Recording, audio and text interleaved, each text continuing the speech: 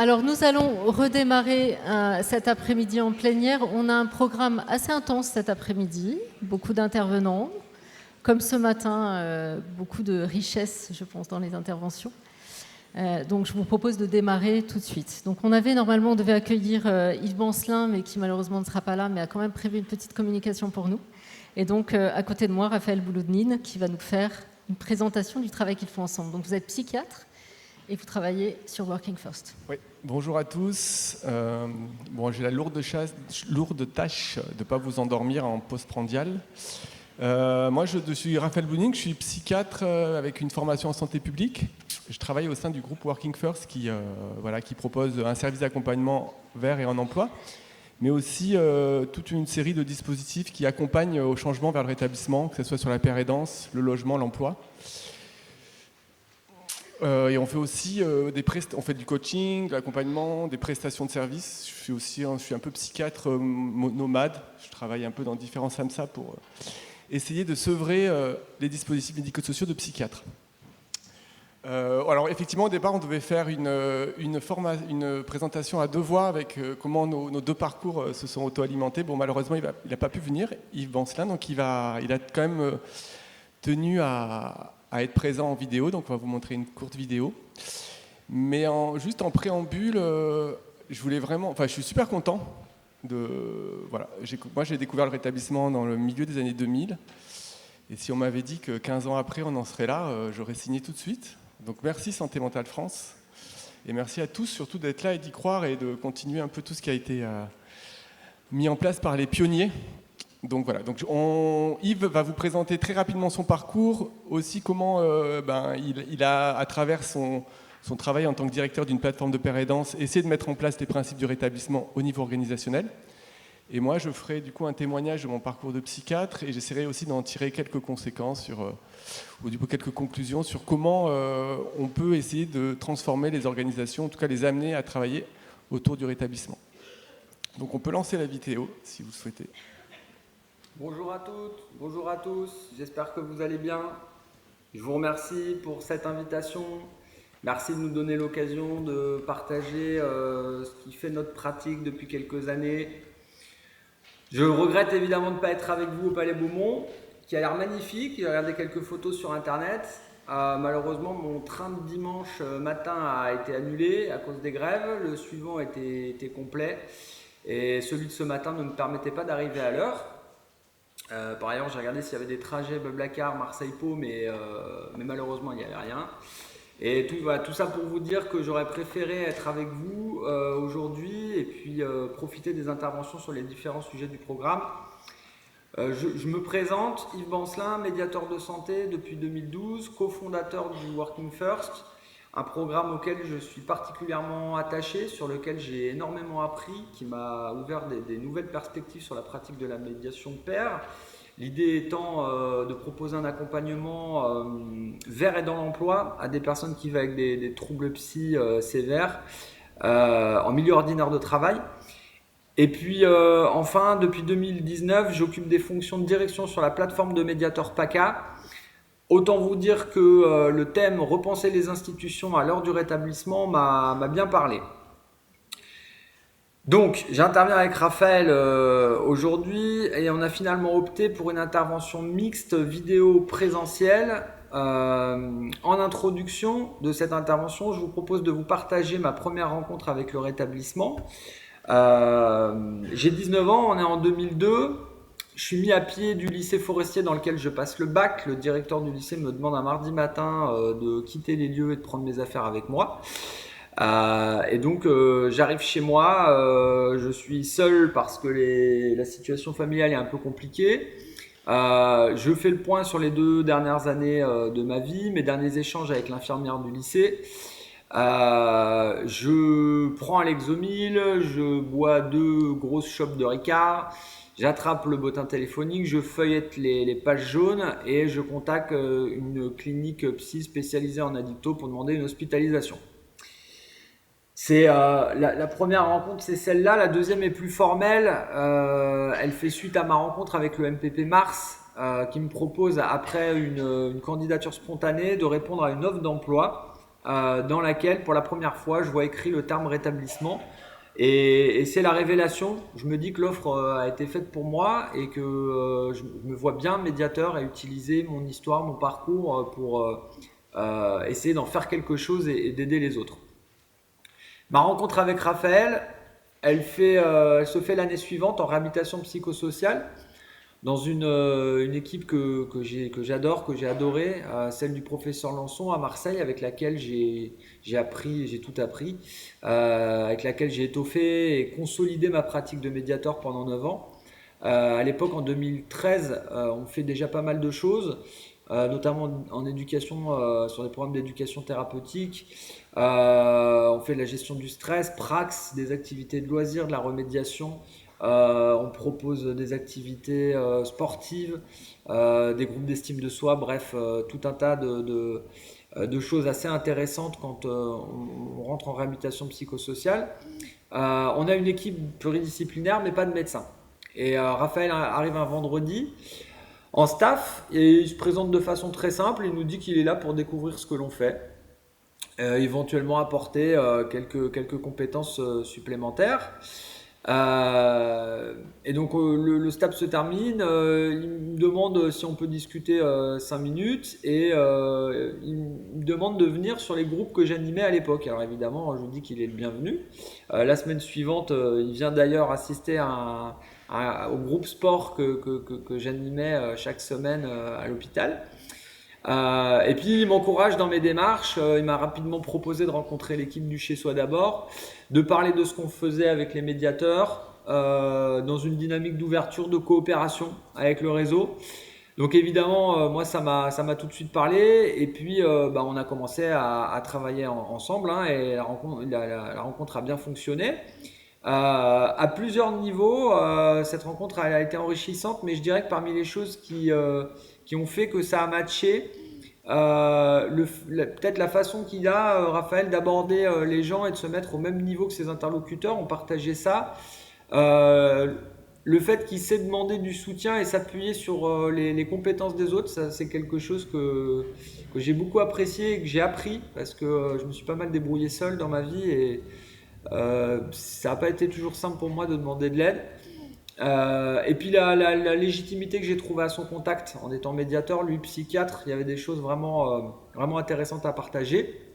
Donc notre coopération s'est poursuivie et on travaille depuis 2016 au développement d'un pôle formation dans une logique d'accompagnement au changement des dispositifs qui nous le demandent vers des soins orientés vers le rétablissement. Et pour ce qui est du contenu, on a privilégié trois gros thèmes. Parce que lorsqu'on a pensé les premières formations, on s'est dit que le plus important, c'était les outils. Parce que dire qu'on fait du rétablissement, c'est bien, le pratiquer, c'est mieux. Et comment évaluer ce que l'on fait en prenant du recul sur ce qu'on a fait. Et pour prendre du recul sur ce qu'on a fait, il faut avoir des traces. Et quitte à garder des traces, autant que ces traces figurent sur des outils créés par et pour des personnes concernées et qu'a fortiori, ces outils restent à disposition directe et permanente des personnes pour lesquelles nous les utilisons. Donc ça a vraiment été le point de départ et les premiers contenus des formations. Ensuite, pour que les personnes prennent place dans les dispositifs, il faut leur donner cette place. Et donc on a modifié sensiblement le contenu pédagogique en y ajoutant un module sur l'implication des personnes concernées avec cette question: comment impliquer le mieux possible et le plus souvent possible les personnes concernées. Et puis enfin, dans une logique de développement de compétences psychosociales, comment mettre en valeur les compétences des personnes accompagnées, dans quel projet, avec quels outils, avec cette idée que c'est une étape préalable dans la prise de place qu'on veut leur donner. Pour moi, l'inclusion, c'est à la fois faire de la place, donner des outils pour que la place soit prise et accompagner à l'installation dans cette place et dans ce rôle.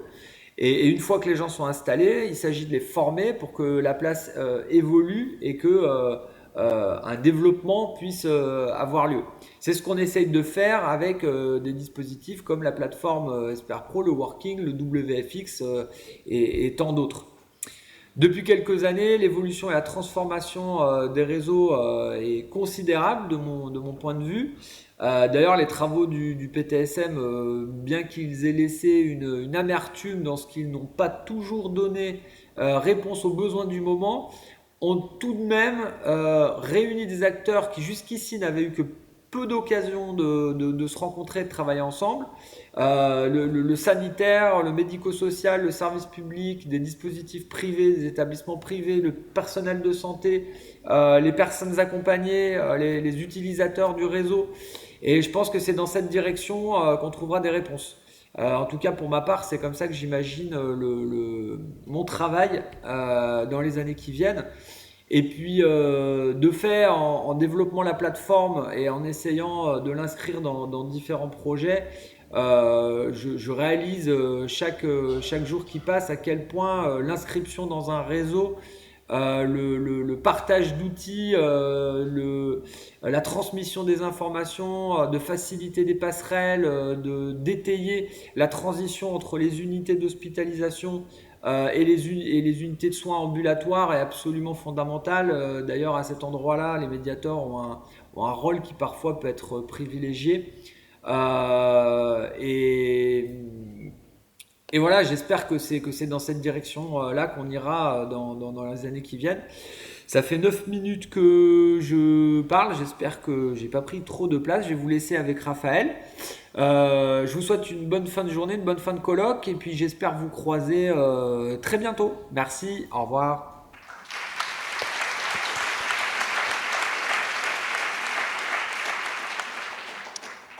Merci pour lui. Alors je vais essayer de poursuivre là-dessus. Alors je vais, comme je vous disais tout à l'heure, je vais essayer de partir de mon parcours, hein, comme ça. A priori, c'est grand témoin.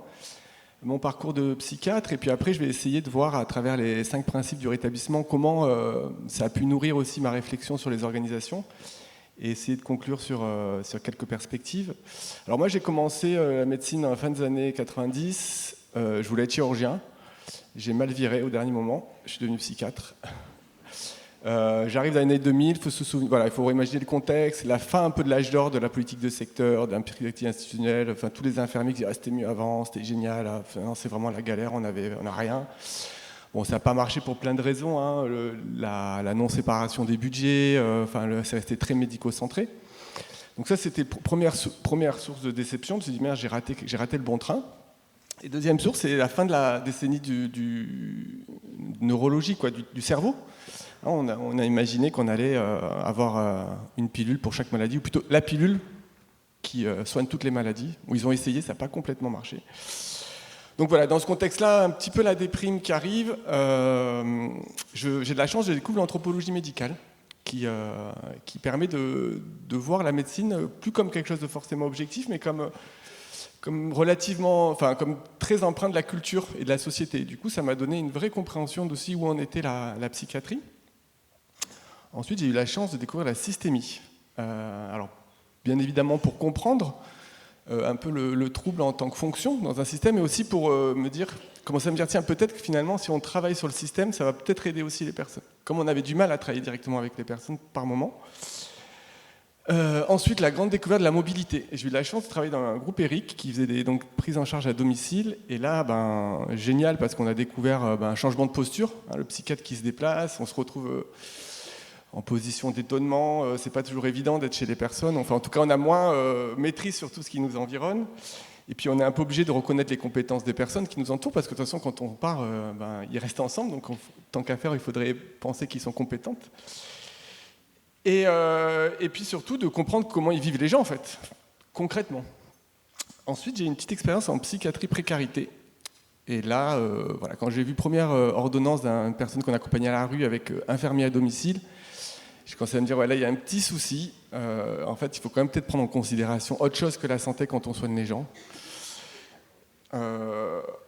Ensuite, alors la rencontre avec les médiateurs santé-père, donc notamment Yves, mais j'ai eu la chance de connaître le tout premier Herman, qui malheureusement nous a quittés l'année dernière.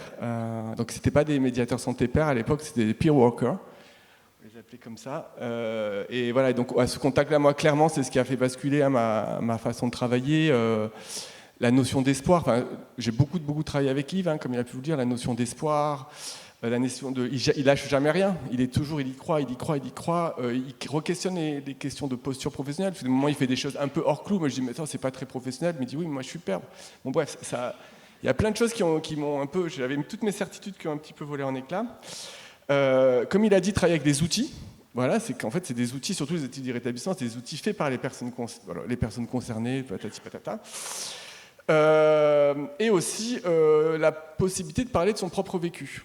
Ça, c'est vrai que c'était assez nouveau de me dire, finalement, je peux parler un peu de moi et ça ne va pas casser la relation, on ne va pas être dans cette fameuse neutralité bienveillante, mais on va être dans une posture d'engagement. Et ça m'a beaucoup parlé, moi, aujourd'hui encore, sur comment je peux travailler avec les personnes. Ensuite, la santé publique. Ouais, j'ai eu la chance de, pendant une année, de travailler avec Larry Davidson, dont on a parlé ce matin, et Michael Rowe à l'université de Yale, où on a beaucoup travaillé sur la place des psychiatres.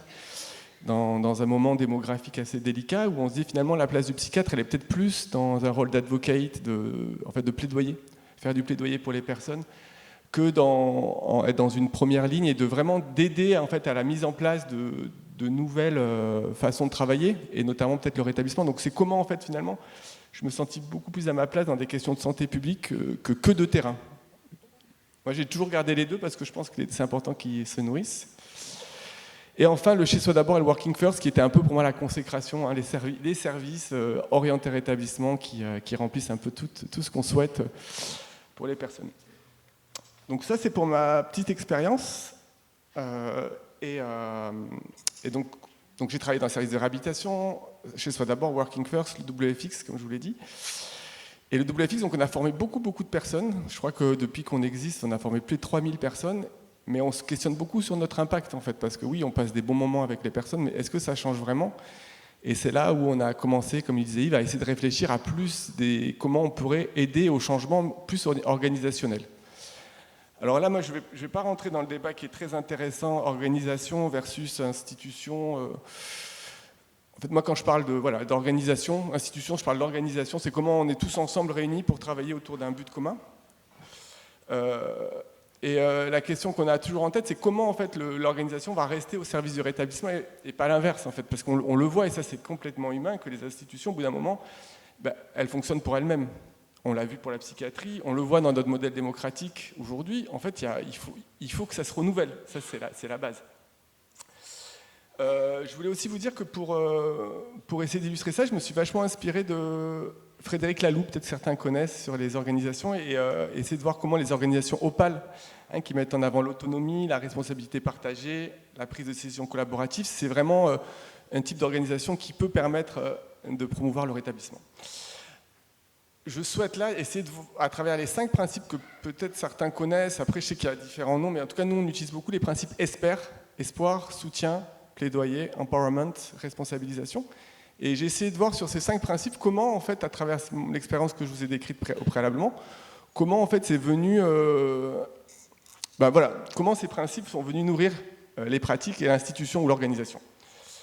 Alors l'espoir, je pense que l'espoir il est important. Il faut avoir des attentes très élevées pour nos services. Et alors on utilise souvent une phrase ils ne savaient pas que c'était impossible, alors ils l'ont fait. Il y en a qui disent que c'est Mark Twain. Il y a aussi Marcel Pagnol qui l'aurait dit. Alors moi, comme je suis marseillais, je vais dire que c'est Marcel Pagnol. Donc c'est ça. En fait, quand on a commencé le Chez Soi d'abord ou le Working First, tout le monde disait ça marchera pas. Mais c'est parce qu'on ne savait pas que c'était impossible qu'on l'a fait. Donc ça, c'est vraiment déjà important d'avoir des attentes hyper élevées sur nos services. Bon, bien sûr, la présence de père aidant, là, je suis pas père aidant et je pense que j'ai pas forcément la légitimité d'en parler, mais je pense qu'il faut qu'il soit présent à tous les niveaux, ça c'est évident. C'est important aussi pour la question de l'espoir de travailler de la question de l'efficacité. Donc, c'est-à-dire de s'appuyer sur des données scientifiques, le modèle IPS, le Chez Soi d'abord, ça a été à chaque fois fait en fonction de recherches qui permettent de rendre, je sais pas comment dire, mais d'objectiver d'une certaine manière ce qu'on fait. Mais aussi, c'est la recherche, mais aussi l'évaluation constante, pour pas que ça devienne des dogmes. Tout à l'heure dans l'atelier, on a vu qu'IPS, c'est un dispositif qui évolue, les principes évoluent, le modèle Chez Soi d'abord est en train d'évoluer, là il s'ouvre aux milieux ruraux, il s'ouvre aux jeunes, et tout ça, il faut le faire évoluer. Donc c'est des modèles validés, mais qui doivent changer. Parce que sinon, ça devient des dogmes, des tables de la loi, et je pense qu'on n'est pas là pour... c'est pas le lieu, même si ça ressemble un peu à une cathédrale. Et ensuite, la question de travailler en multiréférence et travailler avec les forces des professionnels. Ça, c'est pour la notion d'espoir. Pour la question du soutien, je pense que c'est déterminant de créer des vrais réseaux de soutien, pas de la collaboration, pas de la pluridisciplinarité, mais de la collaboration vraie, comment chacun va travailler ensemble, amener son cœur de métier. Encore une fois, je prends l'exemple du Housing First, qui a permis de se rendre compte que c'est quand on travaille avec des gens dont la spécialité c'est le logement, c'est beaucoup plus facile d'avoir des logements. Quand on travaille avec des personnes qui connaissent l'entreprise, c'est plus facile d'avoir l'entreprise que quand c'est des infirmiers, des médecins. Enfin, ça paraît tout bête, mais c'est quand même un des enseignements essentiels que nous a attiré le Chez Soi d'abord. Ensuite, c'est aussi de réfléchir au niveau territorial à des notions de parcours de rétablissement. C'est quand on fait des dispositifs, donc je vois par exemple à Lyon, ils développent Working First, Housing First, des lieux de répit, voilà, des groupes d'entraide mutuelle. Il faut vraiment penser en termes de aussi comment les personnes elles vont circuler entre tous ces dispositifs. Et puis aussi créer des communautés de pratique. La communauté de pratique Chez Soi d'abord, elle est très forte. Là, il existe pour l'emploi la communauté IPS francophone. Il existe aussi l'emploi accompagné, le collectif France Emploi Accompagné. Je pense que tous ces dispositifs qui permettent vraiment de créer de la paire émulation, c'est essentiel pour se décentrer des fois aussi de ce qui se passe sur nos territoires et dans notre quotidien. Il me reste 2 minutes. Parfait. La question du plaidoyer, donc bon, déjà, c'est de dire que nos dispositifs ils doivent se baser sur les droits, la question du droit au logement, le droit à l'emploi, partir du besoin et des rêves des personnes, se centrer sur leur choix. On a vu ce matin, mais être sur les questions du rétablissement subjectif, pas du rétablissement objectif. Aussi être acteur de tout le mouvement qui existe autour des droits, là, des patients, les droits au niveau des hôpitaux. Et la question de l'inconditionnalité, c'est la question du first. C'est important qu'on arrête de vouloir préparer les gens à quelque chose que nous-mêmes, on n'arriverait pas à faire. Donc le first, c'est d'abord, tu te mets en situation, et de ces situations-là, tu vois, toi, comment tu peux te situer. C'est pour ça qu'on peut avoir Working First et Housing First en même temps. La question du pouvoir d'agir, l'empowerment, donc c'est important que les salariés, l'ensemble des personnes concernées aient une vraie connaissance des enjeux. C'est important qu'il y ait de la formation, mais pas que de la formation...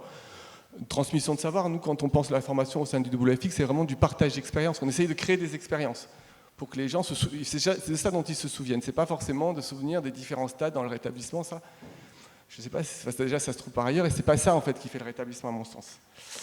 Et la question de l'aller vers. Alors j'ai encore deux petits points. Je suis désolé. La responsabilisation, c'est travailler en intelligence collective, l'importance de planifier, de contractualiser comme le PTSM. Mais aussi la prise en compte des dépenses de santé, c'est-à-dire qu'effectivement, on n'a pas besoin de beaucoup plus d'argent pour faire du rétablissement, il faut juste le redistribuer autrement, et notamment s'attaquer un peu à comment les médecins, la liberté des médecins, qui est importante pour les médecins, mais qui, en contrepartie, fait qu'on se retrouve avec des territoires qui sont complètement inégaux. En conclusion, j'ai une perspective, j'ai relevé trois enjeux pour le futur. La première, c'est la nécessité de prise de risque. Dans le rétablissement, on demande beaucoup de prise de risque aux personnes, et je pense que les institutions et les financeurs doivent aussi en prendre. Nous, on a eu de la chance, par exemple, sur le Working First, d'être aidés par l'ARS, PACA et par la Fondation de France. Donc, important de prendre du risque, parce que ça met en mouvement, et on a vu que sur le rétablissement, c'est le mouvement. Important de favoriser la participation active des personnes, dans toute l'expérience, et aussi de les faire intégrer les politiques publiques. Et enfin, ça fait écho à ce qui a été dit ce matin, c'est que le rétablissement reste une idée, un idéal de société, et que ça ne soit pas phagocyté une fois de plus par la médecine, que ça reste ouvert à tous les champs, et d'essayer qu'il n'y ait pas cette perte de sens. Alors après, je trouve ça super qu'on commence à réfléchir un peu au risque du rétablissement. Voilà, donc comme je vous l'ai dit, au début j'ai commencé la psychiatrie il y a 20 ans, c'était vraiment le marasme. Aujourd'hui, je pense qu'on vit vraiment la plus belle période qu'on peut avoir depuis des années et des années. On vit vraiment un moment exceptionnel de refonte de la psychiatrie, mais refonte globale de la société. Et comme je pense que l'espoir, c'est comme la base du rétablissement, j'essaie de le partager avec vous et je vous remercie beaucoup.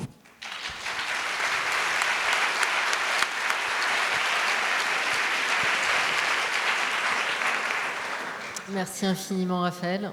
On n'a pas le temps pour des questions, je suis désolée. Par contre, je pense que vous restez avec nous pendant les 2 jours, demain aussi. Donc on aura sans doute l'occasion de vous croiser et de revenir vers vous pour toutes ces questions.